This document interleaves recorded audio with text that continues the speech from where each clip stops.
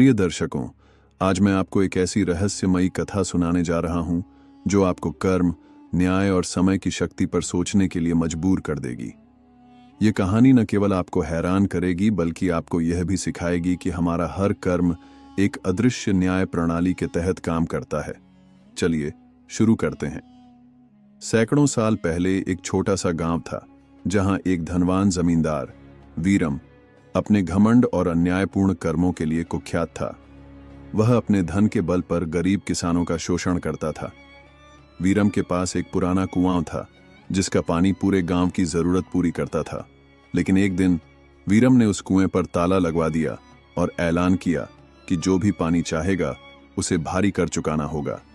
गांव के लोग विवश होकर उसकी शर्तें मानने लगे।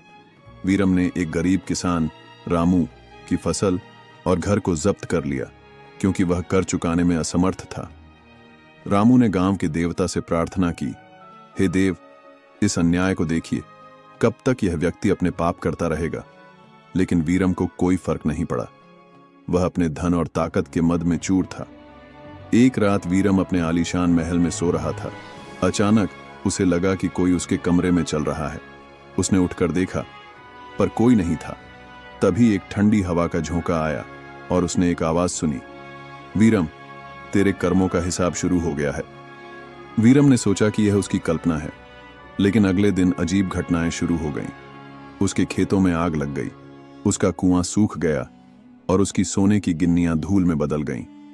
वीरम समझ नहीं पा रहा था कि यह सब क्यों हो रहा है।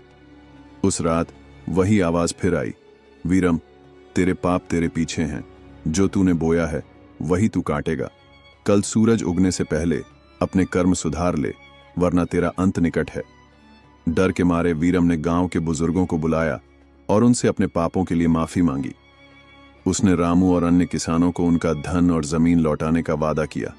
लेकिन गांव वालों ने कहा, वीरम, यह न्याय का हिस्सा है। तुम्हारे कर्मों का फल तुम्हें ही भोगना पड़ेगा। वीरम ने अपने सारे धन को कुएं के पास दान करने का फैसला किया और अपनी गलती सुधारने का प्रयास किया। लेकिन जैसे ही उसने कुएं में पहला सिक्का फेंका, एक अदृश्य शक्ति ने उसे अंदर खींच लिया। गांव वालों ने सिर्फ एक चीख सुनी और वीरम कभी वापस नहीं आया। ये कहानी हमें सिखाती है कि हमारे कर्म कभी भी हमें छोड़ते नहीं। चाहे हम कितना भी ताकतवर क्यों न हो, समय पर हमें अपने पापों का हिसाब देना ही पड़ता है। वीरम ने अपने घमंड और अन्याय के कारण अपना सब कुछ खो दिया।